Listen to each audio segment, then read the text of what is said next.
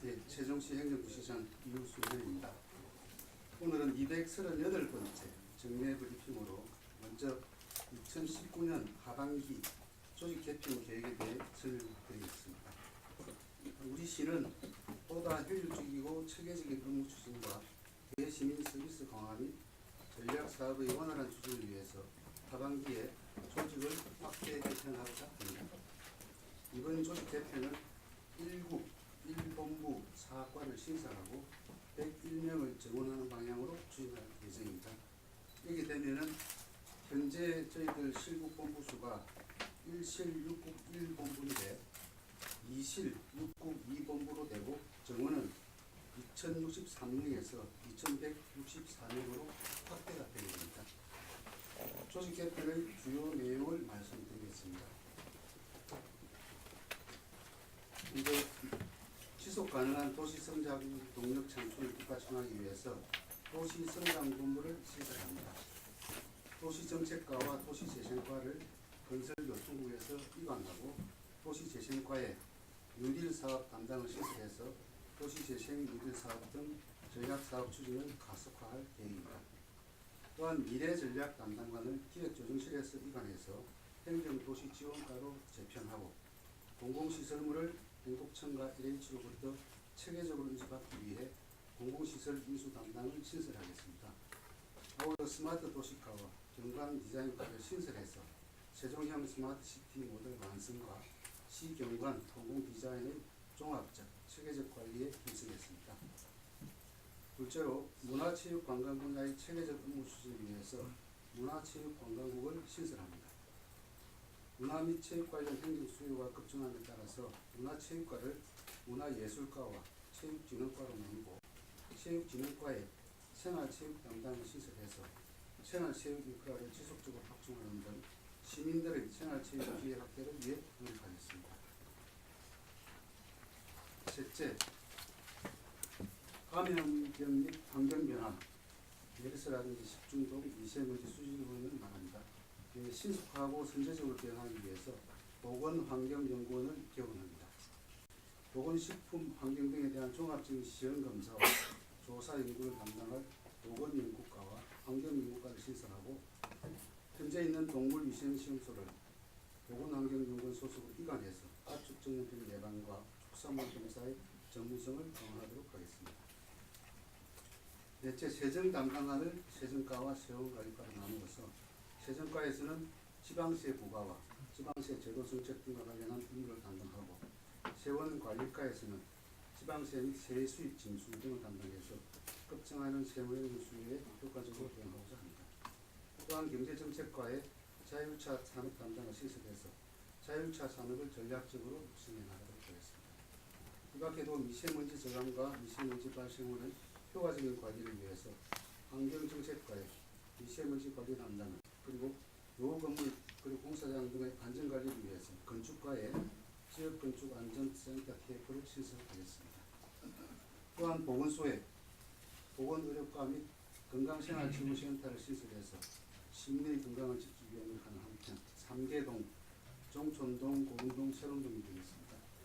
3개동에 맞춤형 복지팀을 신설해서 더욱 촘촘한 사회 안전망을 구축하도록 하겠습니다. 지금까지 말씀드린 조직 개편안은 시의회의 심의 의결을 거쳐서 7월 말경 시행할 예정입니다. 이번 조직 개편을 통해서 대시민 행정 서비스가 향상되고 세종 스마트시티 조성, 도시재생 뉴딜 사업 등 전략 사업의 성과가 가시화될 것으로 기대합니다. 이어서 질의 답변 시간을 갖도록 하겠습니다. 질의하시기 전 성함과 언론사 이름을 말씀해 주시면 감사하겠습니다.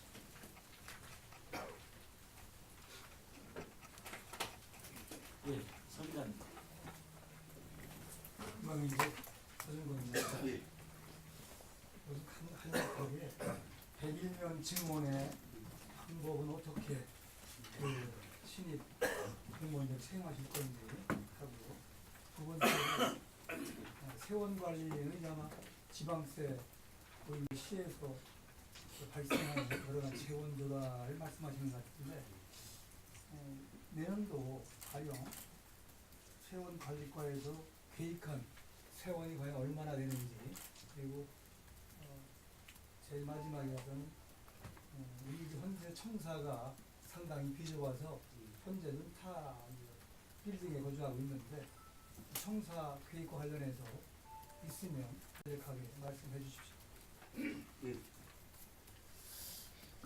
세 가지를 질문하신 것 같은데요. 일명은 이제 신규 충원을 하는 것을 원칙으로 합니다.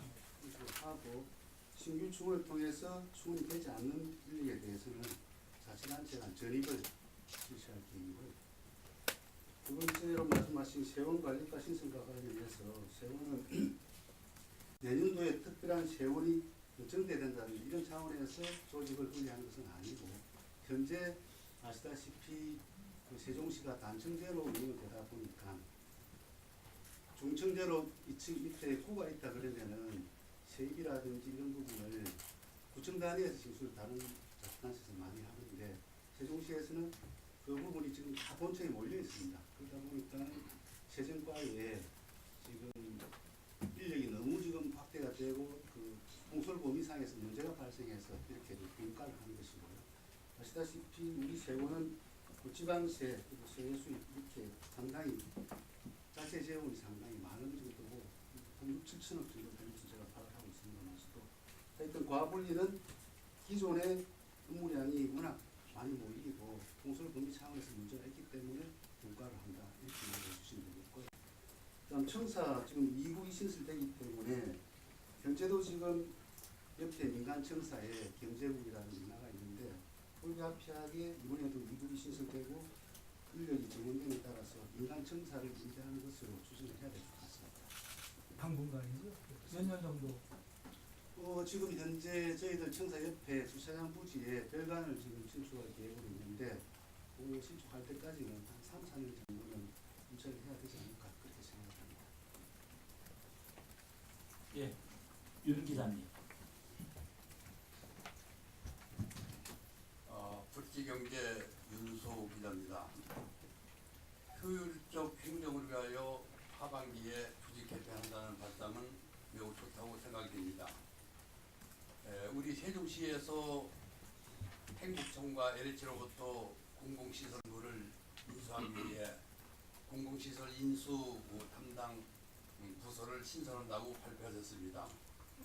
그렇다면은 금년에 들어서 질문의 요지는 금년에 들어서 몇 건 공공시설을 인수했는지 또 앞으로 금년 말까지 인수 예정 건수는 몇 건인지 부시장님의 말씀을 듣고 싶습니다. 이상입니다. 이 공공시설 인수 관련해서는 디테일한 인수 내역은 실무자들 자료를 제가 보고 말씀드리겠습니다.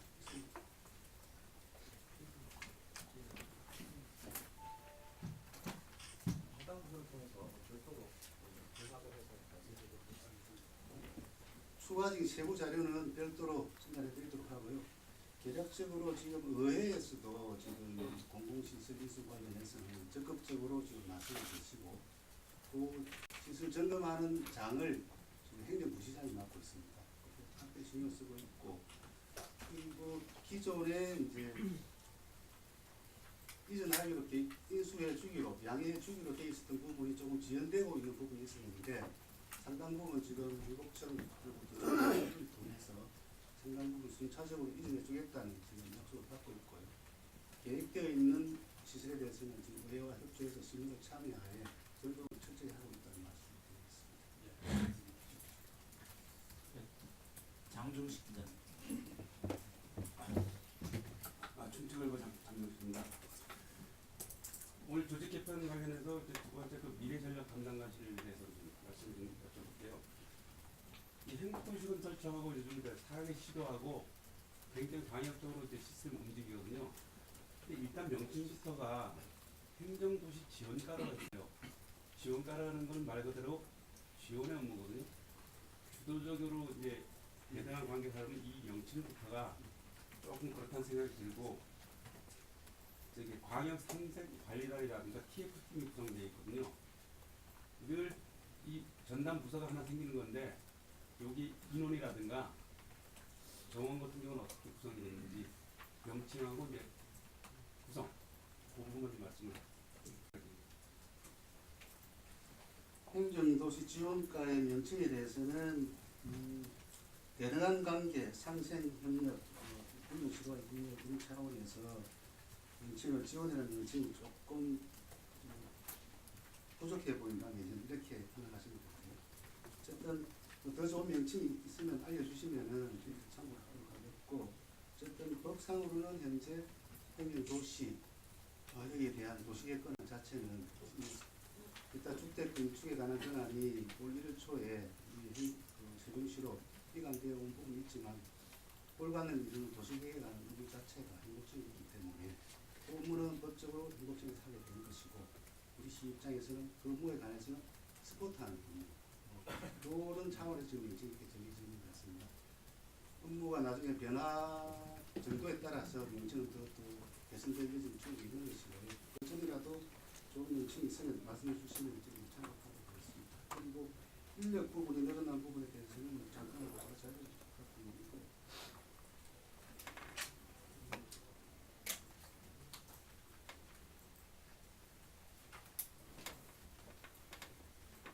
행정도시지원과의 지금 인력은 이번 조직 개편에 따라서 3명이 지금 지원이 됩니다. 순전히 그렇게 준비됐고, 인력은 공공신설 인수 담당이라든지 그 외에 또 다른 전개된 업무 관련해서 총 3명이 지금 전원되어 있습니다.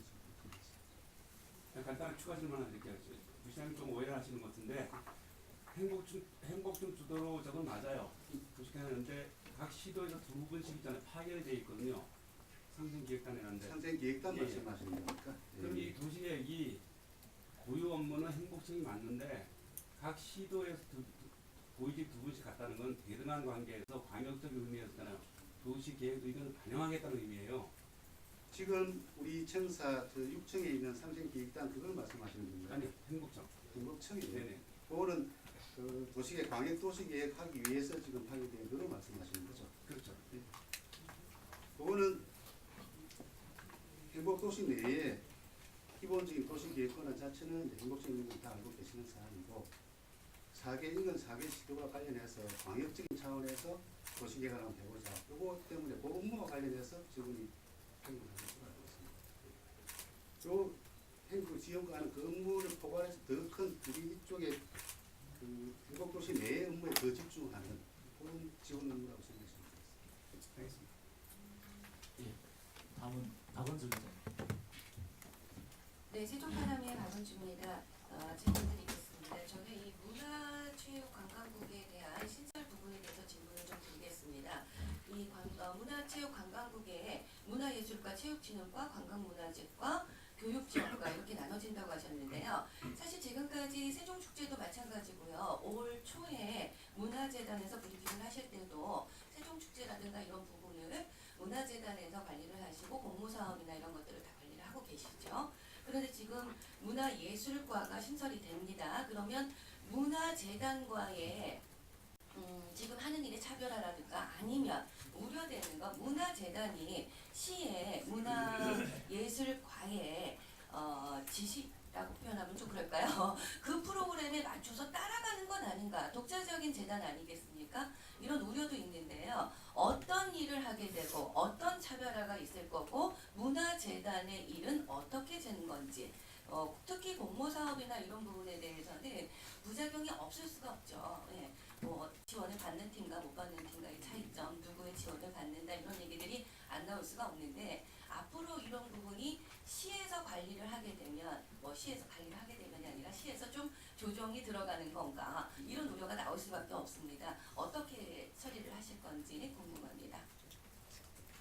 기본적으로 본청하고 재단 업무는 아시다시피 분리가 되어 있는 것이고, 업무상 물론 연계성 하에서 업무 분담은 되어 있는 것인데, 이번 조직 개편으로 인해서 추가적으로 본청의 개입이 더 늘어난다든지 아니면은 더 업무를 더 이관시켜 준다든지 하는 것은 없습니다. 이 조직 개편과 관련해서는. 그리고 세종축제 관련해서는 작년까지도 그랬고 올해도 그렇게 추진할 겁니다만서도 본청에서 주관해서 합니다. 하는데 다만 올해는 문화재단이 많이 이제 관여를 해서 실질적으로 내년부터는 이게 시범적으로 해보고 원만하게 잘 진행이 된다고 판단이 되면은 내년부터는 문화재단에서 주관이 돼서 할 수 있도록 하기 위해서 그렇게 지금 과도기적인 상태로 문화재단이 지금 세종축제 준비에 많이 지금 참여하고 있는 상황을 보시면 되고요. 조직 개편과 관련해서 문화재단의 임무가 변동은 없다는 말씀을 드리고 싶습니다. 예, 홍문주입니다. 네, 아시는 홍문지인데 간단하게 질문드리겠습니다. 이번 조직 개편은 101명이 지원된다고 하시는데 인건비, 기존 인건비가 얼마인데 어느 정도 증가가 되는지 말씀 알려주시고. 구체적인 수치는 제가 지금 갖고 있지 않는데 지방자치단체 공무원 보통 인건비 산정을 할 때 공무원에게 지급되는 보수 플러스 기타 이제 각종 컴퓨터, 기자재, 공감 이렇게 할 때 보통 한 5천 조금 넘게 잡습니다. 1인당. 그렇죠. 잡는데 기재부에서는 또 다르게 잡습니다. 기재부에서는 9급, 3호금을 기준으로 해서 인건비를 산정을 하고요. 또 지금 이번 조직 개편에 따른 인건비는 다 반영이 되어 있습니다. 남 기자님. 예, IP 뉴스 남나입니다. 그간에 우리 세종시가 LH로부터 그 공공시설물을 많이 인수를 받게 되지 않습니까? 근데 이제 그 인수받는 과정이 어떻게 되는지 이제 그건 저희들이 상세한 내용은 알지 못하지만 인수받은 후부터 관리 과정에서 인수가 완벽하게 된 상태에서 이제 받은 것도 있고 아니면 그렇지 못한 것도 있는 걸로 저희가 지금 판단을 하고 있어요. 파악을 하고 있거든요. 거기에 그간에 우리 시에서 추가로 그 소요된 경비 인수받은 후에요. 그다음에 이번에 그 인수받는 공무원서 인수 담당 부서를 이제 신설하시는데 여기에 전문가들이 얼마나 거기에 그 참여하며 그 계획이 어떻게 되는지 그 두 가지만 좀 말씀 좀 해주시기 바랍니다.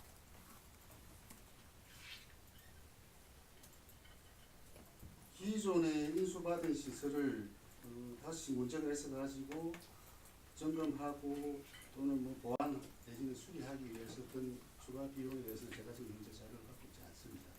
말씀드리고요. 그럼 현재 아까 말씀드린 점검 인수받고자 하는 시설에 대한 사전에 점검하는 과정 그 부분에 대해서는 일단 시민들도 참여를 하시고 전문가들도 참여해서 지금 구성이 돼서 점검을 하고 있습니다. 지금 몇 명으로 구성됐습니까? 총 숫자까지는 제가 기억을 못하겠는데 그 부분이 조례에 근거해서 지금 이루어지거든요. 그 부분 제가 참고해서 나중에 하겠습니다. 여기에 자료 좀 요청하겠습니다. 예, 필요한 부분 있으시면 말씀해 주시기 바랍니다. 예, 제 책이단. 예, 시행비 조사는 시행입니다. 이거 조직 개편안 내용을 보니까요. 10월달에 이제 이 전투산 고령화에 따른 평생 교육을 이제 강화한다는 게 추천했는데 이건 조직 개편안에 보니까 평생 교육에 관련한 어떤 뭔가 따가 설치되는 것도 없고 어떤 저기가 없는 걸로 보여지거든요. 여타 지역 예를 들어서 과격 자치단체에 보면은 평생교육 지원원이라는 데서 평생교육에 대해서 굉장히 여러 의견이 있는데 시에서 아직 그런 게 보이지 않고 있습니다. 언제쯤 이게 가능하실 건지 그것을 말씀해 주시죠. 평생교육 진흥 업무에 대해서는 현재 아시는 것처럼 교육지원과에서 지금 업무를 하고 있고요.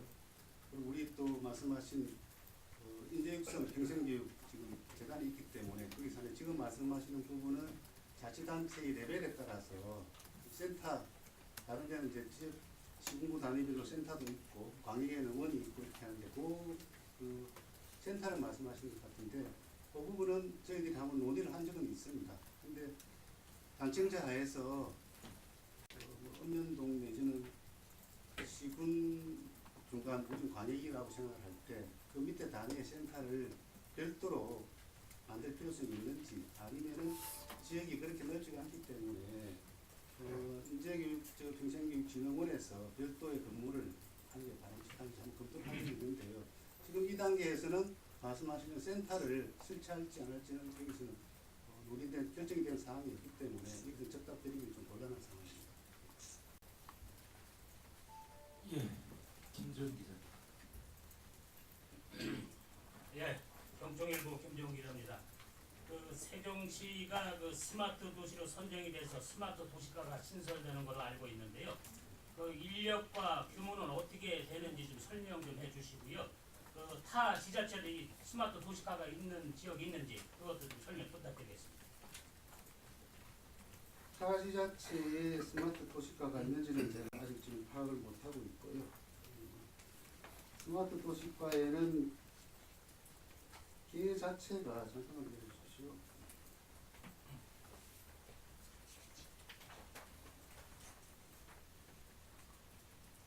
이번 조직 개편을 위해서 스마트 도시가가 만들어지고 정원은 4명이 정원이 됩니다.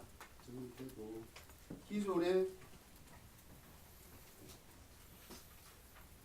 종합정보센터가 스마트 도시가 관장 범위에 들어오고요. 또 빅데이터 담당이 신설이 됩니다. 또 스마트 시티 담당은 이제 이관이 돼서 미래전략에서 들어오기 때문에 실제로 이제 스마트 도시가 만들어지고 빅데이터 담당하는 개가 신설이 되고 이관된 개가 하나고 그리고 도시통합센터도 이것도 이관으로 볼 수 있겠지만서도 3개 담당으로 구성이 되고 이렇게 구성된다고 보시면 되겠고요. 인력 정원은 방금 말씀드린 것처럼 4명입니다. 아마 부산 쪽에도 스마트 도시 그게 있는지는 잘 모르겠는데 그 부분 전국적인 상황은 그거 파악을 한번 해봐야 합니다. 최대열 기자. 대전 인터내셔널 최대열 기자인데요. 두 가지만 여쭤보겠습니다. 지금 1본부 1국이 신설이 될 예정인데요. 이 어차피 본부도 국장급이죠. 그렇죠. 그럼 2명의 국장급이 내부 승진을 통해서 이루어질 건지 아니면 혹시 외부에서 교류로 받을 건지 한번 그거 하나 여쭤보고요. 지금 미세먼지 관리 담당을 신설하신다고 그랬어요. 환경복지국에. 요 인원은 몇 명으로 구성되는지 하고 또 요 부서에서 정확하게 하는 일이 뭔지 좀 설명해 좀 해주세요. 미세먼지 담당 말씀하시는 건가요? 지금 이번 조직 개편이 완료가 되면은 국장급 자리가 2자리가 되는데 내부 승인을 할지 아니면 외부에서 인사 교류를 할지 이 문제에 대해서는 아직 조직 개편이 완료가 되지 않은 상황에서 그 말씀드리는 것은 좀 앞서 나가는 것 같고요. 그걸 좀 더 기다려 주시면 감사하겠고요. 미세먼지 담당은 지금 전국적으로 문제가 되고 있는 사안인데 중앙부처에서도 미세먼지 담당 관련해서는 개를 신설해 달라고 협조 요청을 했고요. 저희들도 내부적으로 필요가 있다고 판단해서 미세먼지 담당을 이번에 신설하게 됐습니다. 여기에 지금 기존의 미세먼지를 환경정책과 내에 담당해온 개가 있는데 여기서 업무가 과중하다 보니까는 미세먼지 관리 담당 1명하고 주무관 1명을 증원합니다. 이 업무 내용은 미세먼지 배출원에 대한 세종시 같은 경우는 사업장이 많지 않습니까? 사업장, 건축 사업장, 그리고 이제 저쪽에 이제 읍면 지역에 있는 공장 이런 부분 포함해서 그에 대한 배출 지로 단속, 배출은 이제 저감 조치를 취하는 부분, 그리고 예방력 차원에서 하는 부분, 그리고 미세먼지 결과를 위해서 취약 계층이라든지 시민들에게 알려주고 보호하는 부분, 그런 주된 업무가 그런 내용이 되겠습니다. 이 문제를 부시장님께 여쭤본 이유가요. 지금 환경정책과 안에 환경지도계라는 데서 지금 비산먼지를 단속하고 있는데요. 인원이 굉장히 적습니다. 솔직히 그 인원 갖고 단속할 수가 없어요. 그러다 보니까 지금 저희 장비 사는 것도 아직 사용 못하고 있는 것도 있고요. 인원이 보강이 안 되고 이런 부서가 신설이 된다고 해도 제자리라는 얘기죠.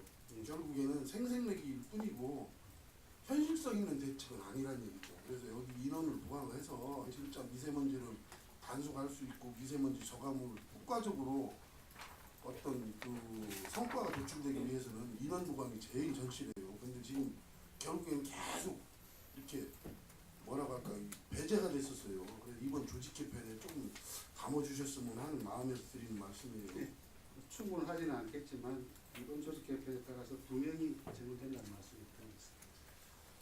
다음 브리핑 진행을 위해서 한 번만 더 받겠습니다. 예, 유 기자님. 보건환경연구원에서 좀 여쭤볼게요. 보건환경연구원이 대전의교군 메르스 사태나 아니면 통역, 간염 이런 걸 보면은 이런 상황이 발생했을 경우 상당히 업무 부담이 가중되는 반면에 평소에는 좀 일이 없다는 지적을 받고 있는 편인데 이번에 신설된 개원하는 보건환경연구원에 그 정원이 어느 정도 되는지 하고요. 그 다음에 거기 필요한 것이 이제 좀 숙달된 전문 인력 확충이 필요한 것 같고 또 한 가지는 여기 동물위생 사업소를 갖다 보건환경연구원 소속으로 이관한다는데 이거는 보건환경연구원 외형적인 직제를 맞추기 위해서 하는 인상이 있던데 대부분 이 시험소 자체 업무가 농업기술센터가 있으면 농업기술센터에 두는 게 일반적인 사례가 아닌가요? 세 가지 질문을 하신 것 같은데요. 신설되는 보건환경연구원의 지금 정원은 저희들이 지금 18명 이렇게 구성이 됐습니다. 그리고 인력 구성은 신규도 있을 것이고 기존에 경험 있는 사람들 자치단체가 이를 통해서 확충할 계획이고요. 가축위생사무소는 특광역시 같은 경우에는 물론 설치 근거는 따로 법이 있습니다만서도 특광역시 같은 경우는 보건환경연구원에 가축위생사업소가 같이 있는 게 전반적인 통상의 조직 관리가 그렇게 되어 있습니다. 돈은 분리되어 있는데. 이상으로 조직 개편에 대한 브리핑을 마치고 이어서 세종시 치매안심센터 운영에 대해서 브리핑을 진행하도록 하겠습니다. 네, 수고하셨습니다.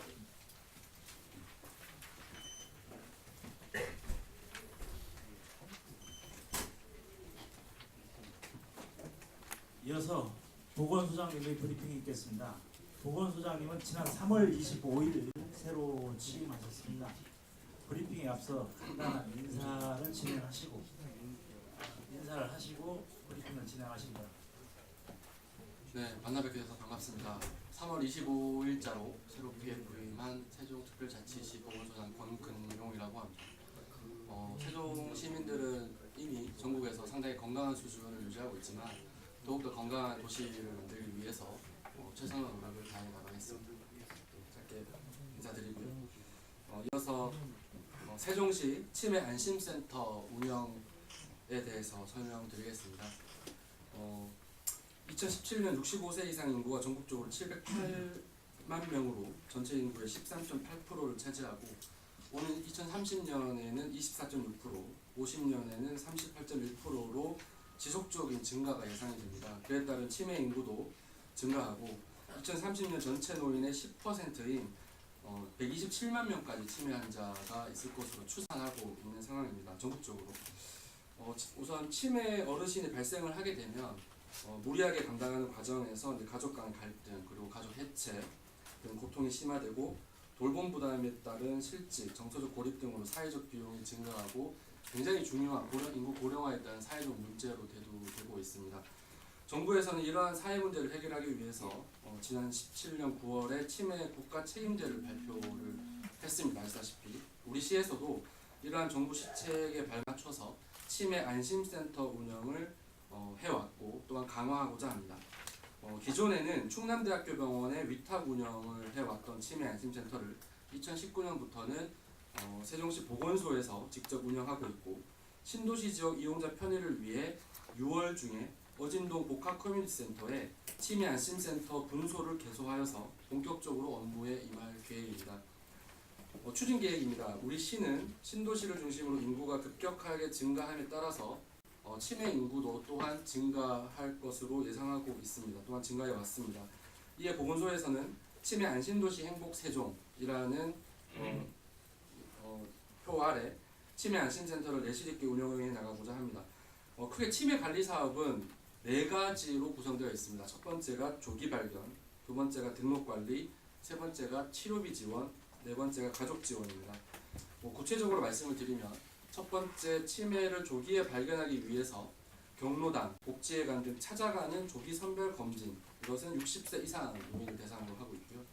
또한 치매 고위험군이라 함은 75세 이상으로 대상으로 하고 집중검진 사업을 추진하고 있습니다. 여기서 집중검진이란 치매 선별검사를 받으시라는 안내문을 가가호 보내드리는 것을 말합니다.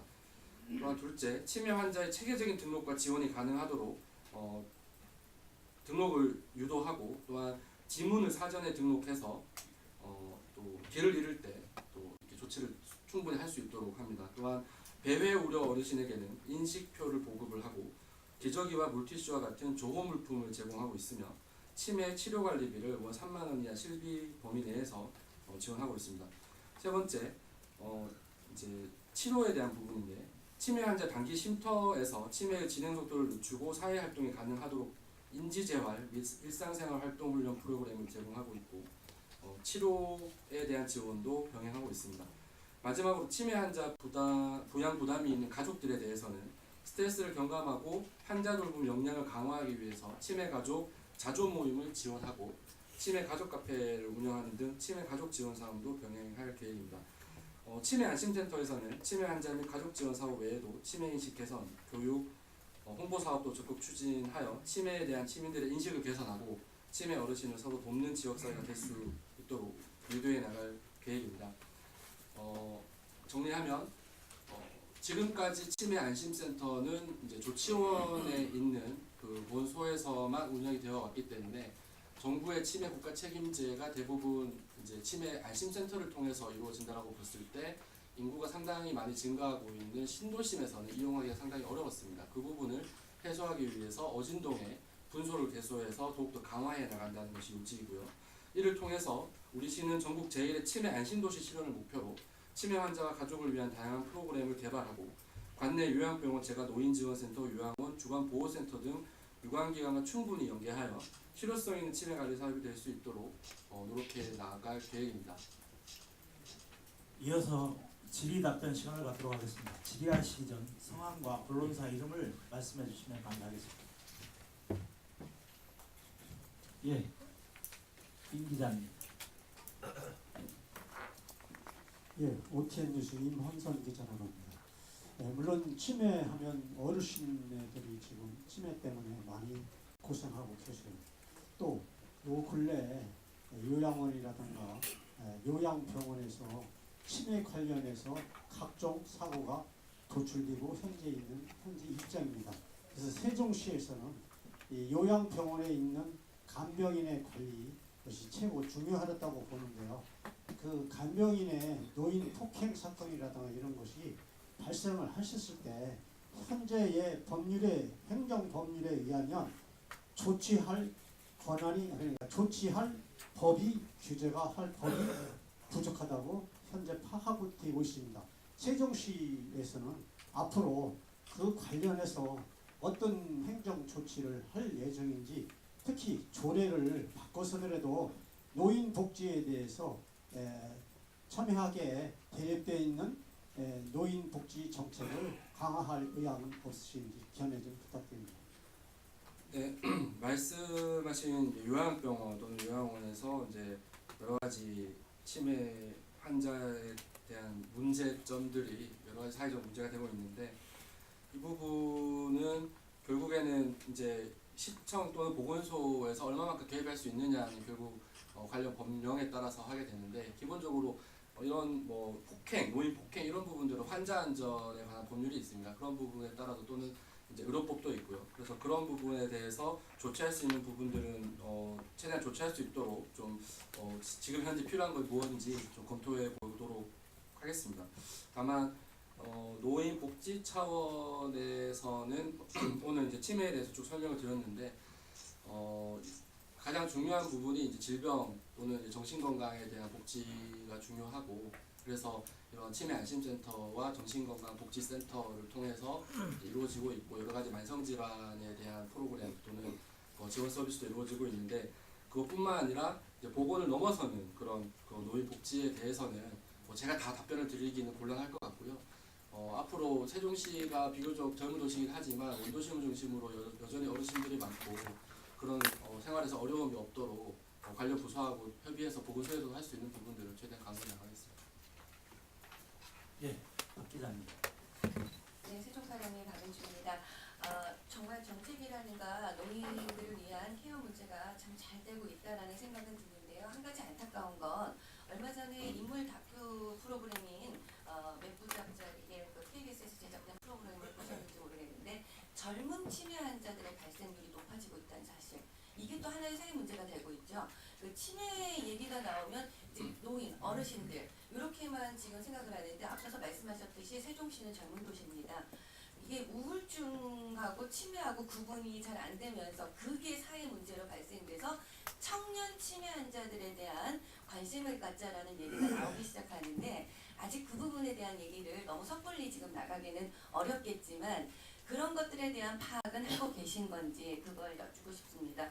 치매 환자 100만 명 시대라는 얘기가 있는데 그 100만 명 시대의 치매 환자가 50대 이전, 40대, 50대 어르신들이 아니에요. 그런 환자들이 그래도 3분의 1 정도를 차지하고 있다는 사실, 이걸 간과하면 안 될 것 같다는 생각이 들어서 앞으로의 계획을 좀 여쭙고 싶고요.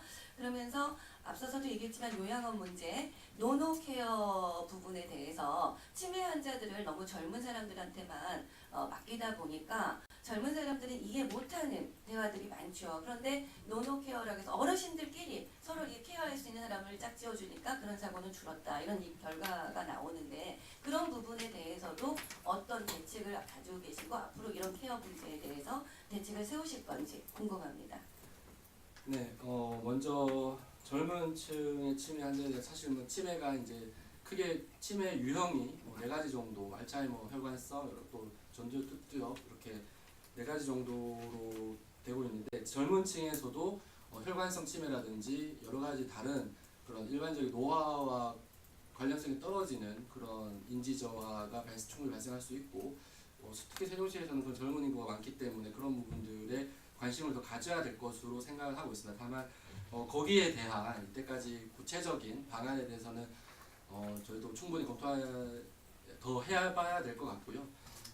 이제 이런 젊은 층에서도 사각지대가 발생하지 않도록 좀 선별 검사의 요건을 좀 완화한다든지 젊은 층에서도 그런 환자를 지역사회에서 발굴할 수 있는 그런 아이디어를 좀 만들어 보겠다는 말씀을 좀 드려야 될 것 같습니다. 그리고 이제 노노케어에 대해서도 이제 치매 여러 가지 이제 사실은 지금 현재 지역 사회에서는 치매는 가족들이 케어하고 있고 또 주간 보호 시설도 있고 요양원도 있지만 이런 시설이나 그런 의료기관에서 케어할 때 그 케어하는 인력에 대해서도 제대로 역량을 갖추어지고 있는지 그리고 또 시에서 그들에게 교육을 충분히 제공하고 있는지를 검토해서 필요하다면 그 부분을 좀 강화하는 방안도 검토해 보겠습니다. 네, 서비스. 금강이고 서준권 기자입니다. 우선 우리 치매센터에 종사하시는 종사자들이 몇 명인가 좀 해주시고요. 이분들에 대한 라이센스는 자격은 어떤 건지, 그리고 급료는 연간 어느 정도 지급되는 건지, 전체 세종시에서 치매센터의 1년간 운영하는 전체 계획은 얼마인지 2가지 정도 되겠네요, 그죠? 네. 그렇게 좀 말씀해 주시죠. 네, 인력과 예산에 대해서 말씀하신 것 같습니다. 현재 그 치매 안심센터는 현재 16명으로 운영되고 있고 이제 센터장은 이제 저희 보건소장이 되겠습니다. 보건소장이 센터장이고 거기에 이제 부센터장이 보건소의 그 담당 계장님이 되겠고 이제 상담 조기 검진 등록 관리 담당에 7명, 그리고 단기 쉼터나 가족 카페와 같은 그런 지원 사업에 6명, 그리고 인식 개선 홍보에 2명이 이제 현재 있습니다. 그리고 이제 그 조치원 본소와 어진동 분소에는 약 절반씩 이렇게 배치되어 있다고 보시면 되겠습니다. 그리고 예산은 현재 전체 치매 그 관리에 들어가는 우리 시의 예산은 현재 한 10억 9천만 원 정도 되고요. 여기에서 이제 대략 80%가 국비, 20%가 시비로 운영되고 있습니다.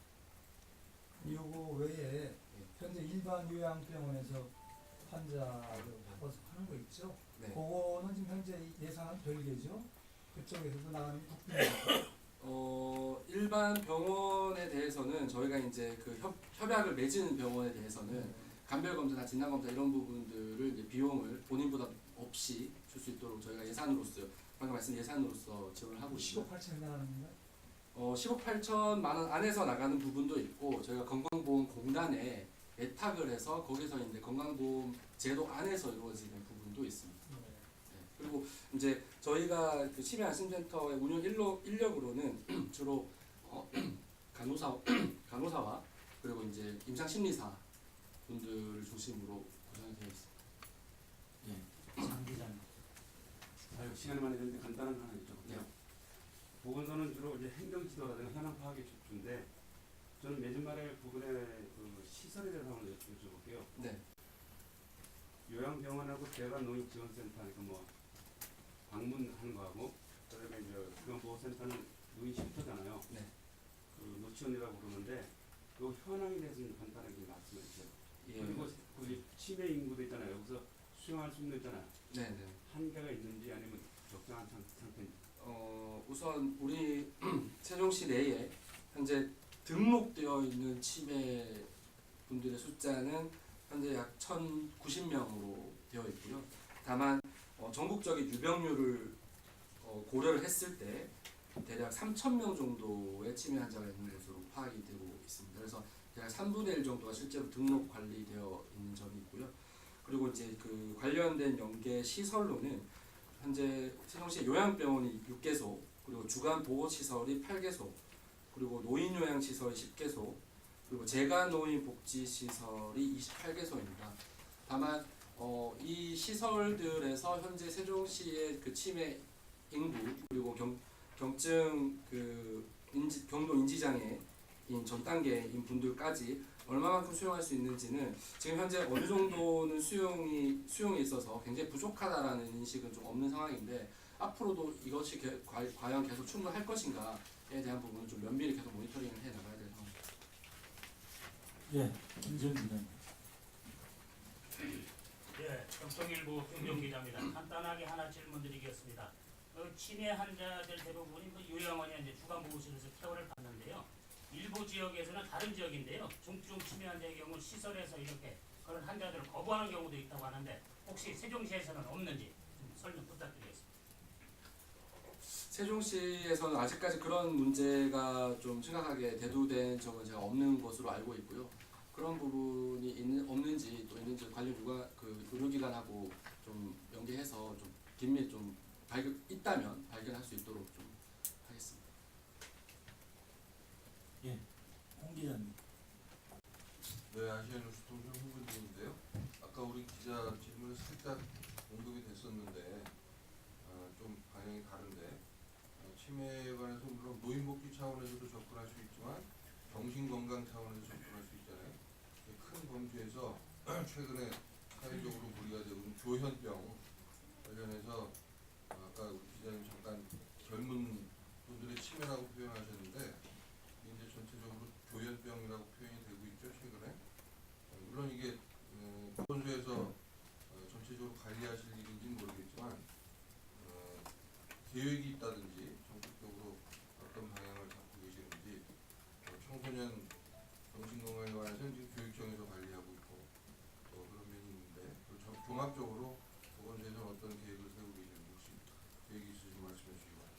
네, 그 치매뿐만 아니라 이제 그 전체적인 그 정신보건에 대해서도 보건소에서 현재 담당을 하고 있습니다.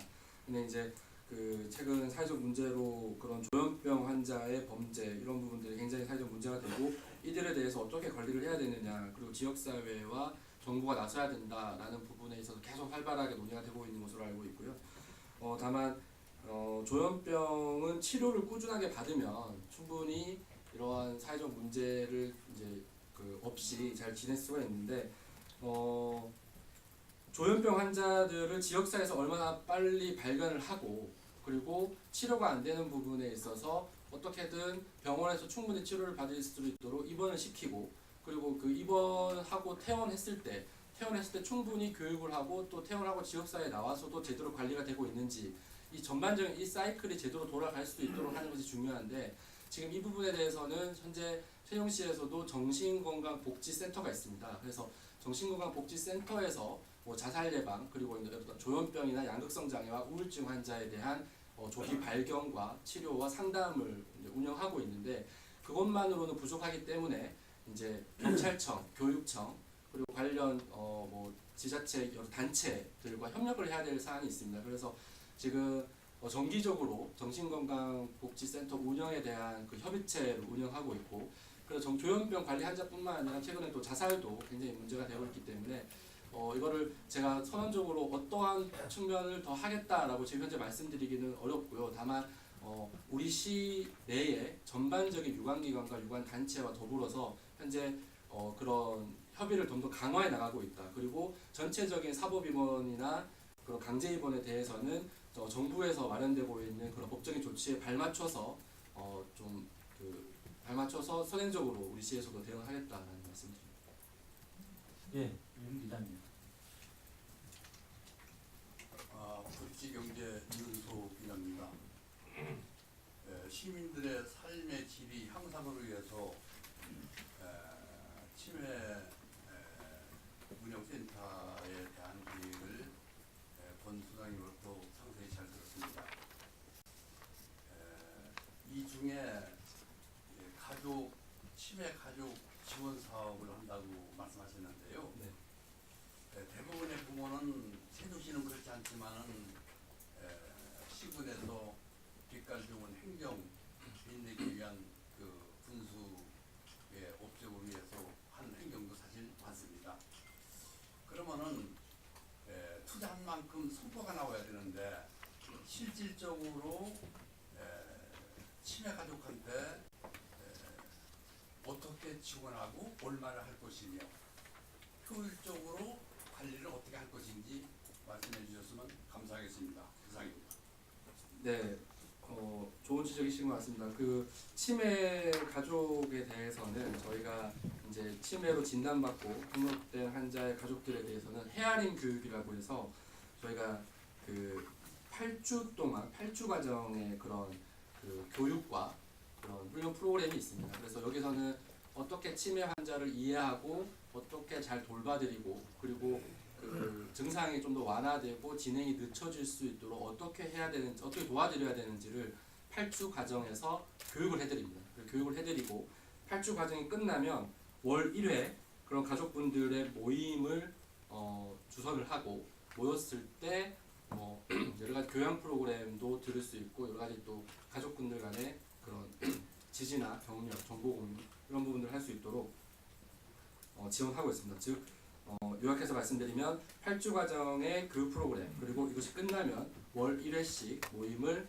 갖는 것을 적극적으로 지원하고 있습니다. 그래서 이런 부분에 대해서 얼마만큼 가족분들이 실질적인 도움이 되고 그것이 치매 환자의 증상 개선이나 인지저하 속도 저하에 얼마나 도움이 될 것인지는 사실 이걸 정량적으로 측정하기는 굉장히 어렵습니다만 지금까지 2018년에 이런 그 교육에 참여하신 분들이 160분 정도 됩니다. 그래서 이분들에 대해서는 저희도 그 그때그때 피드백을 받고 또 모임에서 이걸 받지만 상당히 좀 만족스러워하는 부분이 있고 앞으로 이 부분들이 이제 받는 분들이 더 원하는 방향 그리고 어떻게 했으면 좋겠다는 것을 좀 경청해서 좀 더 단순히 보여주기식이 아니라 실질적으로 도움이 될 수 있는 방향으로 노력해 나가겠습니다.